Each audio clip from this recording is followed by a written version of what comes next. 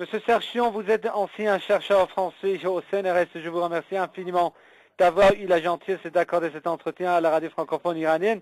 Monsieur Thion, comment expliquez-vous cet acharnement anti-iranien de certains pays occidentaux, notamment les États-Unis, d'autant plus que, en fait, la secrétaire d'État américaine Hillary Clinton, dans sa récente visite dans la région, a essayé, en fait,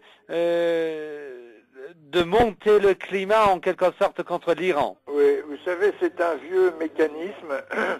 C'est le besoin d'avoir un ennemi officiel, parce que les États-Unis sont une grande puissance impérialiste qui croit avoir comme vocation la domination mondiale et qui se sont donné depuis 1945 un instrument militaire énorme, gigantesque, pharaonique, pour arriver à cette fin. Et donc, ils ont créé un réseau de à peu près 700 bases militaires autour du monde, de façon à créer une sorte de maillage où aucun État, aucune région, aucun pays n'est censé échapper au contrôle et à la domination militaire américaine.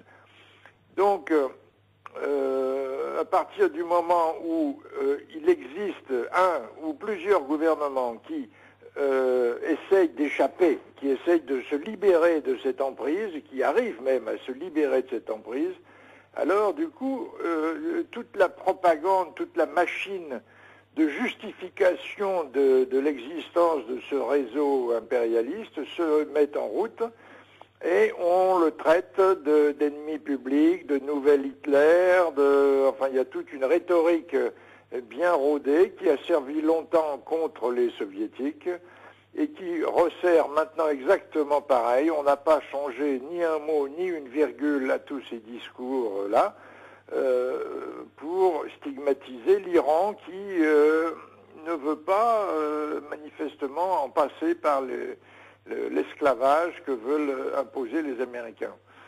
Donc, de temps en temps, Madame Clinton, en tant que ministre des Affaires étrangères, vient réchauffer les alliés qui, évidemment, n'ont pas du tout envie de se frotter à une réaction militaire iranienne, ne sont pas favorables à une intervention ni des Américains ni des Israéliens, mais qui sont là sur place, donc ils sont spectateurs et en même temps partie prenante.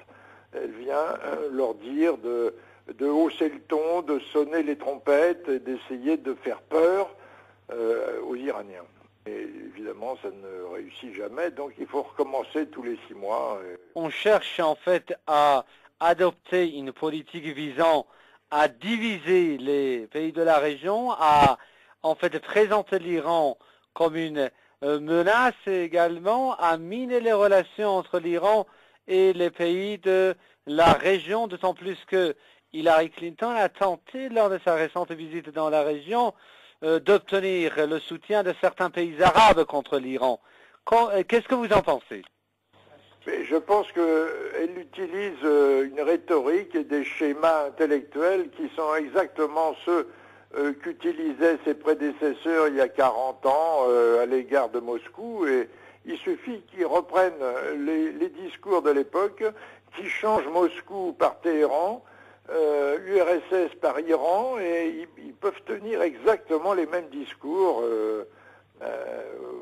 aux pouvoirs régionaux. Donc tout ça est d'une lassante répétition et d'un manque d'imagination absolue.